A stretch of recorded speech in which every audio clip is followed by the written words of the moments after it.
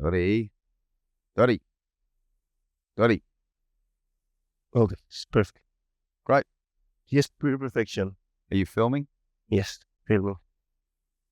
Filming is receiving. Step speak. 1, 2, 3, 4. Can I speak if I talk? Yeah, they hear me? Yes, they can hear me. Both cameras going. Both cameras going.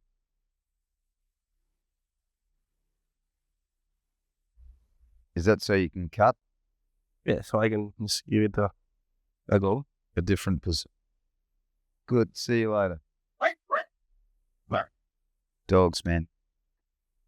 Do we have over there? No, they're like this. Ah, they are. They're here. Oh. Cheers, Germán. Thank you, Josh, for sitting down again. Be in. All good.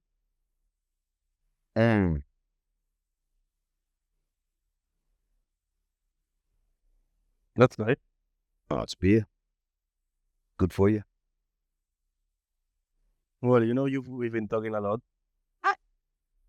while we were working about life, about what's important in life, what's not important, Politics, economy, sociology, the possible future. the 1,000 miles yardster, that's all those things. And That's a work-related injury. yeah. No, but it's in life also. When you're going through bad times, there's always, even if you're in the kitchen, you have 1,000 yards there. You just stop whatever you're doing, look up to the horizon, and look off. And even if there's a wall, you just into the infinite, Yeah, as if there's something out there. So my first question really is, when we were talking, because really now people try to define everything in like 3 words, or try to, what's this in 3 words, what's life in 3 words, what's happiness in 3 words. But a very recurrent idea that come to mind in the conversations we had is that life is a paradox. That it's not one thing or it's another thing. And that's, I think, very interesting in our minds, because during our lives, we feel we're always on that paradox. Well, I've told you this. I think that to me, the answer to life is in knowing that it's paradox. It is a paradox. And I kind of got that through acting, because that's, I'm doing a show now, but I've done it for most of my life. And it's this weird thing about there's a camera there, but to do the best scene with you, like let's say if you're behind the camera, half of my brain is saying there's no camera there because I'm having a conversation with you. Yeah. And the other half is going, oh, there's a camera there. And if you get in my light, I have to move a little bit. So within my brain, I'm doing 2 opposites at the same time, which is how I understand paradox. Okay. So the answer to life is to actually hold both things and kind of walk down the middle line. That's the answer for me. Both things at the same time. Yes. Not one or other. Not one or the other. No. Both. And go down the middle. And what do you do when you are like just doubting what to do in life, or what? Keep going. Keep going. Keep going. Something will turn up. Something will happen. Something like it's it's a really I think what happened a lot especially in our generation. We are so full of opportunities, ideas, concepts, bombarded by social media. Yes, all those type of things, and we feel like messed up inside a little bit. I reckon you feel like, oh, which one should I do? There is so many. The million possibilities. Yeah. Should I do? Okay. At some point, I reckon. I'm a big fan of lowering my expectations. This is another thing I say, right? This is the level of your unhappiness is the difference between your expectation and the reality. And that distance is how unhappy you are. Does that make sense? Totally sense. So, yeah, just expect less. Like, look, I don't know. I don't want a lot anymore. So that's really helpful. But mind you, look, we're sitting here on a nice patch of land, and I have that. So, that's good. You wanted more when you were young. Oh, I was ambitious. More experience. You realized that it was nothing to do about wanting more. It's about navigating through the ups and downs of life and just. I'm going to tell you. I mean, I didn't answer your question really about you have all these opportunities and things. I think you do. I think you choose the things that make you happiest in that moment.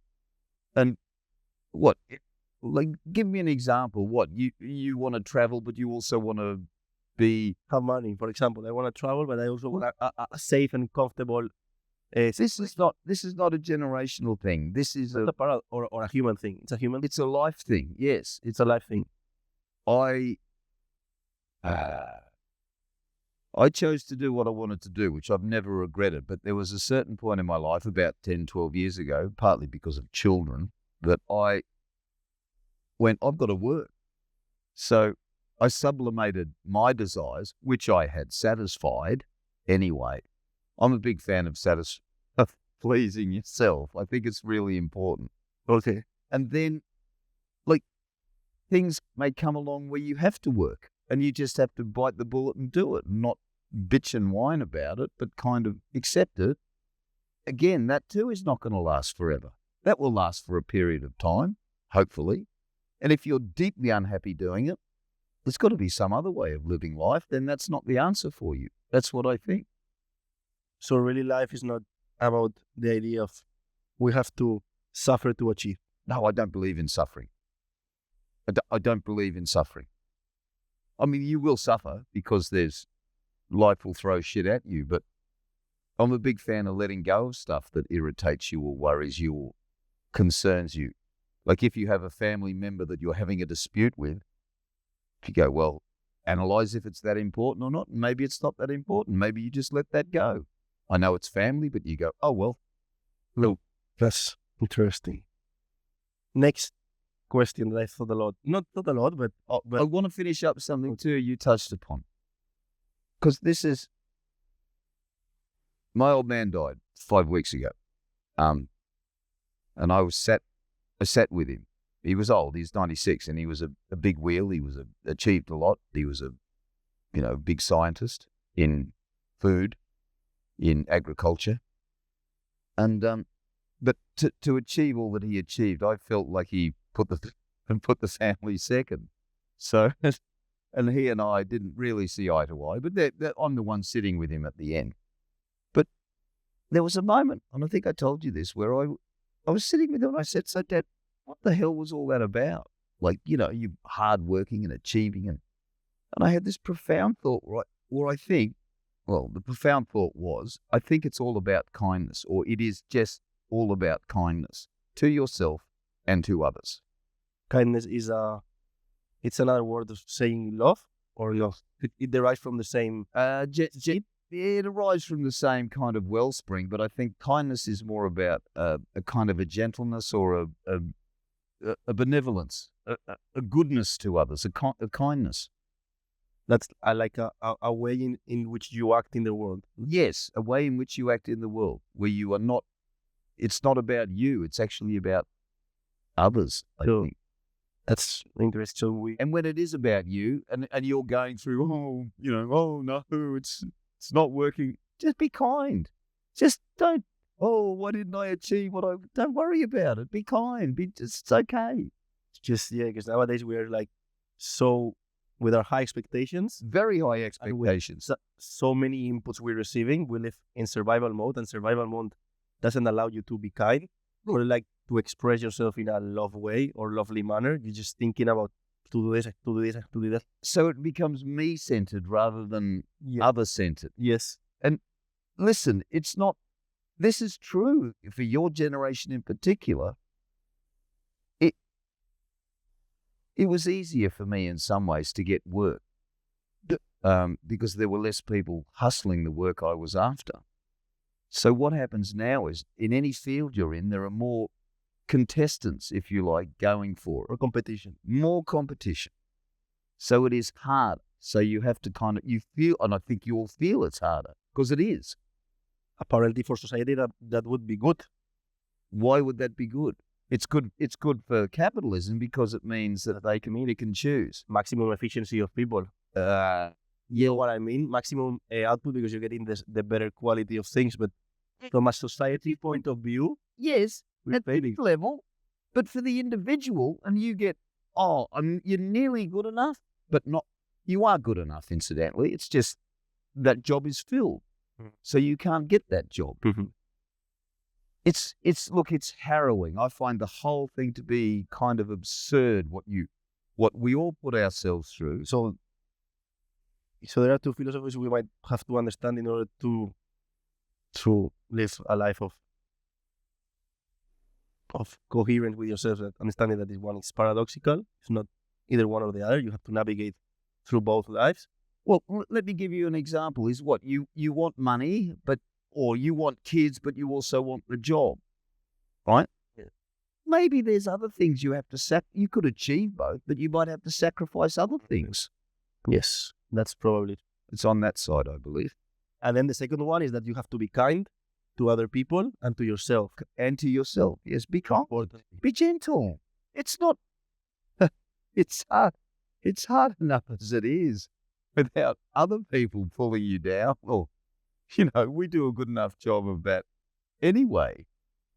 At the end of the day, we're all in the same boat. We're alive, and we're just navigating through life. For a tiny, brief window of time, we're alive, and we bump into it. Like, it's not. Yeah, out of the infinite cosmological timeline, our time frame is so infinite. Gone. Next. And time is just upon an illusion, It is an illusion. But it's so swift, let me tell you.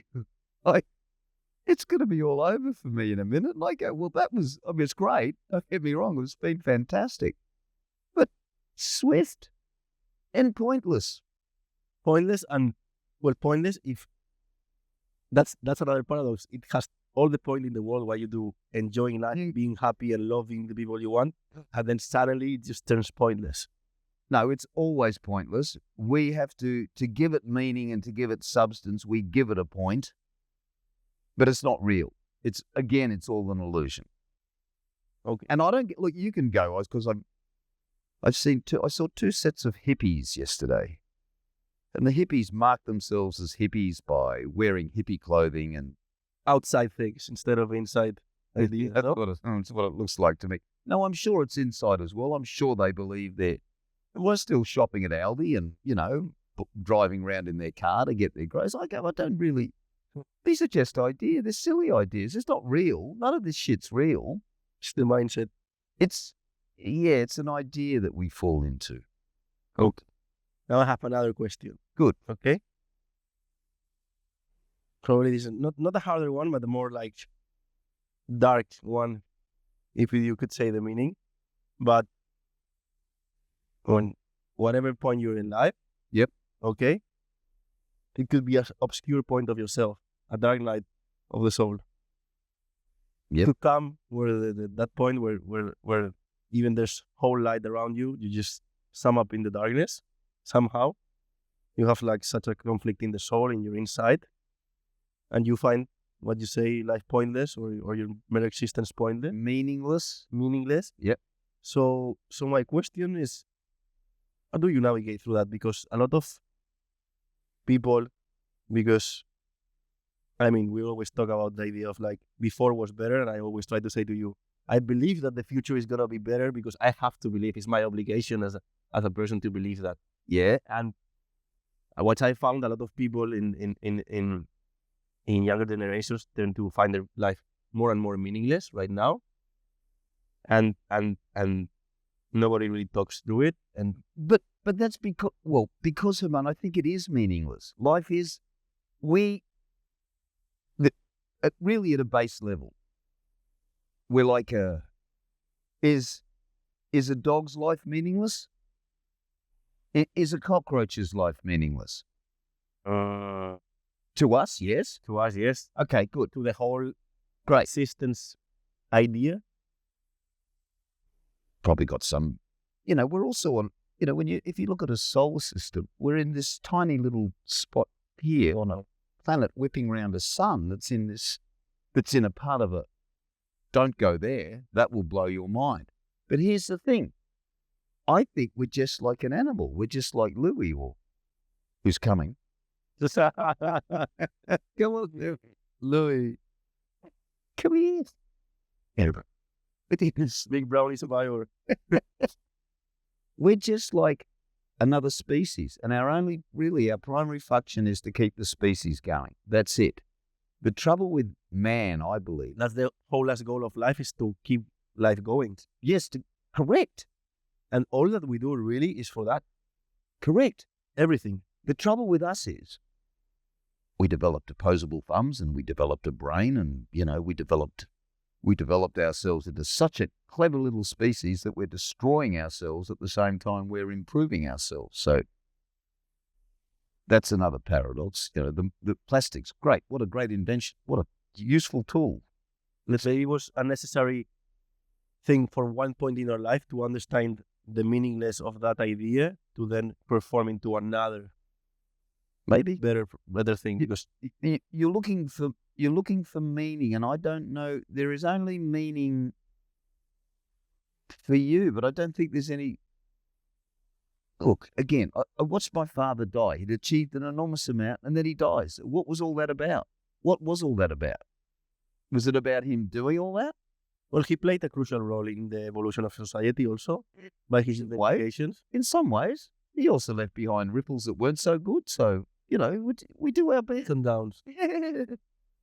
And I think then for anyone who may be interested, trick is to go, what do I really, really like doing? And how could is there a way to make money out of that? Is there a way to, and I don't mean by TikToking, but again, I guess it's just as valid. What's the difference between, Well, there's like everything in each job. It can be full of content, what you do, and empty of content, what you do, and you could do the same job, Yeah. It's like a factory. Going back to my question, how do you cope with that dark night Okay. of your soul? Well, I think you've got to have patience, and you've got to, With yourself. with yourself, be kind again. And for me, I guess if it's a dark night of the soul, you're questioning the meaning of existence in some ways. You're questioning your meaning of existence. So my suggestion would be to kind of examine what your belief system is. And if there's anything in there. It goes down to spirituality. Well, Because a belief system in a certain way. we all have belief systems. Everybody. I mean, some of them I look at and I go, I don't think you've really questioned enough of what you. But again, that's your belief system. And it's belief system. So, And I'm well aware, even as we're speaking this, that it's my belief system what I'm talking about. It's like, for right or wrong though, but I've kind of lived through stuff and I go, these are answers. I'm not trying to convince anyone of it. I'm just sharing. so you have to think. But I think, listen, you just have to kind of examine it, because maybe there's something in there that is causing you to angst about stuff. And you just got to go, is it that important? Yeah, maybe it's the idea of money, of recognition. If it's money, Power. if it's money. It happens. Yeah, but if it's money. I work 55-hour weeks. I've told you this, and I've done it for 12 years. I've seen it, yours. Because I had a problem with money. I didn't have any. And I got kids I had to feed, and I could have lost a lot. But I went, nobody was going to look after me. So at some point, I had to go, Muggins will do it. I'll do it. Now, I don't particularly like doing it, but it's a means to an end. And sometimes that's what has to happen. If it's what? If it's ambition, if it's, look, like what? You want to be the best tennis, you want to be a Wimbledon tennis, you want to win Wimbledon, but you only get to 694th in the world. Are you going to be miserable about that or happy about that? You've made money. Be happy. You'd think so. But some people would go, oh, You should. failure. Because we have such high expectations. Yeah. This, And society also poses such high expectations on the people. then that's the problem. That's the problem. The society's expectation, like our expectation of what society expects of us. Let it go. I'm a big fan of letting things go. They're not important. And you have to decide that if it's not making you happy, let it go. Does that not make sense? If your father's giving you the shits, if your parents are constantly bitching and whining at you, just move away from them for a bit. Why would you? If you have a girlfriend that nags and nags and nags, just go, I don't want you to nag anymore. And if she continues nagging, just explain that you don't want to be with her anymore because it's not helping my mental fucking state. That's what I think. Friends, anyone, toxic people, fuck off. Then it comes the other part of the equation. Well, you know, no, So there's a confront your idea of beliefs, and to get out of your dark existence, you have to confront your beliefs and confront your habits, because the thing that's taking you to that point is your habits, your way of thinking, possible. Maybe it's a very situation that somebody close to you died or whatever. I can understand that also, but usually it's everything in your habit of thinking. It's correct. In the way you've been brought, you know, the Jesuits would say, give me a child until the age of 7 and he's mine for life. But that they mean we can brainwash, inculcate ideas into your head that you will never get rid of in that formative state. Right? Now, with my parents, they were great, I guess, up to a point. But I could just, growing up, I could hear the beat of another drum, a kind of a wilder, more artistic, a looser. And that's what I was interested in. Do you think you were interested in that because of your act of rebellion, or because you genuinely were interested in that? I think it's partly an act of rebellion, but the act of rebellion is also to do with looking at the life I'm in and going, this doesn't ring true for me. Even, like, if you have instinct for that, surely that's not. So it's called rebellion, but I would actually call it looking for something that has more meaning for me. You know, working 9 to 5 or working as a doctor or a lawyer. No, didn't. Not for you. Not for me. Not for you, for other people. For other people, fantastic. Off you go. We're talking the individual here. And this is what you're talking about. Individual, but in a collectiveness idea. Because when we talk only in the individual in itself, that individual is missing something. That is the collective idea of just I'm born in a world with trees, with plants, with sun, with everything, and everything is intertwined. Okay, but I think the individual has to be happy with self first. It's that old, these are all I can hear are aphorisms, like these sayings that, like, you know, you have to love yourself before you can love anyone. It's kind of true. It's true, because all that, we call it in Spanish, refranes populares, like popular things that go from generation to generation, and everybody knows them. Yeah. Because like a cultural thing. Yep. But funny enough, they always have an answer. Or they're pretty true in a lot of ways. Yeah, they're aphorisms. They're like, they're little mottos that make sense, or they're truisms, you know. It's true.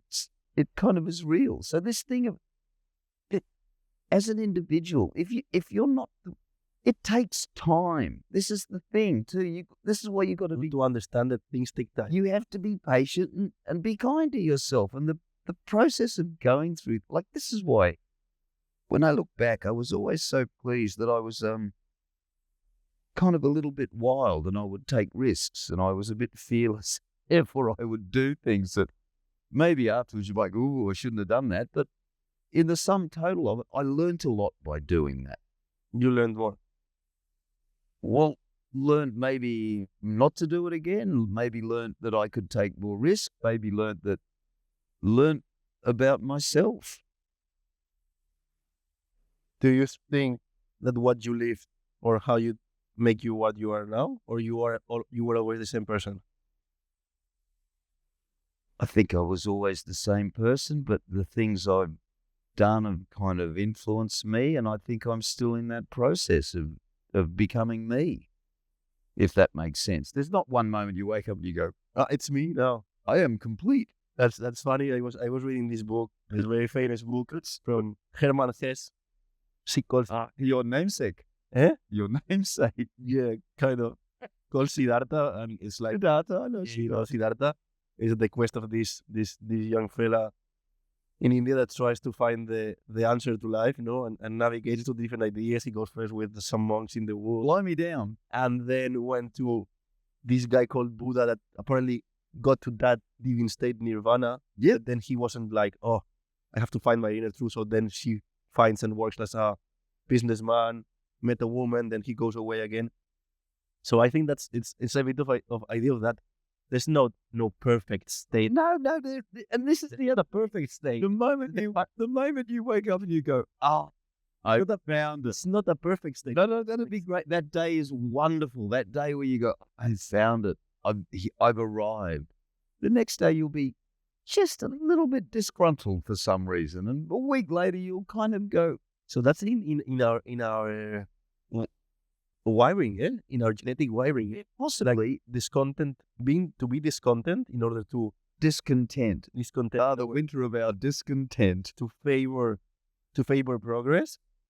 It's like a certain way the consciousness creates like a certain of a demon inside that's colliding between you wanting to be happy and content and the idea of evolution trying to just push more and more and more. Yeah, the other thing I discovered is this, because my parents were like, it was pretty straight 180, and it was sort of about the idea I got was you kind of controlled your life. So you really, you drove down that highway with both hands firmly on the wheel, but because I was looser, I was sort of going, well, whatever, you can cruise down.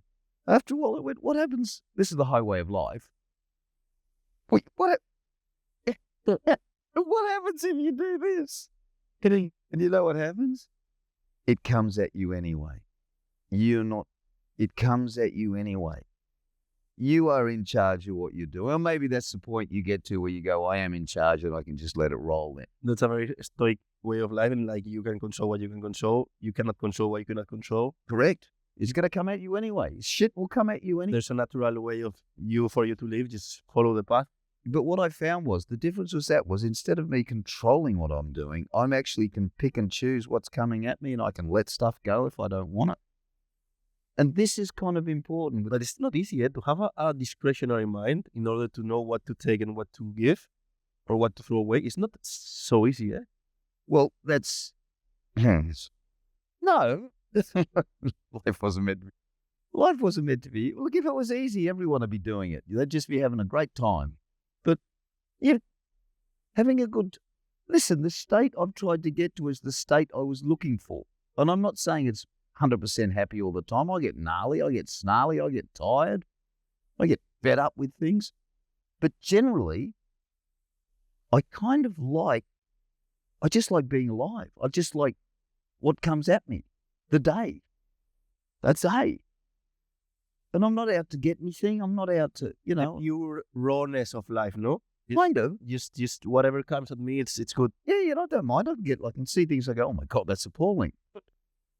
I interact with people every day anyway. I make friends every day just by interacting with them. I don't care about how I come across. I'm not interested in that. I'm interested in the kind of the spark between people. And this is old ladies. This is, anyone, kids, anyone, dogs, anything. Interaction with them. You go, hello. Like, I'm hearing your generation is really lonely. And I go, that's my next but this is that growing idea of solitude in our generation, but we're feeling as much input or more interconnected than ever, and it's a topic with have you lost the idea that and I think it's based on system of beliefs and habit. Correct. Have you lost the idea that we are all the same?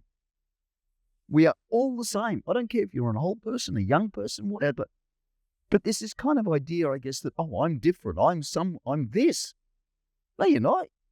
You eat, you breathe, you shit, you feel. We're all the same. And it's easy to make that connection if you assume that's what's going on. But you need all the people thinking the same way. Don't you impose yourself upon them. So there comes my next question about life. How to overcome the idea of fear, because what's stopping you from in your system of beliefs, in your solitude, whatever, is your habits that you constructed. So you have to break the walls of your habits, but also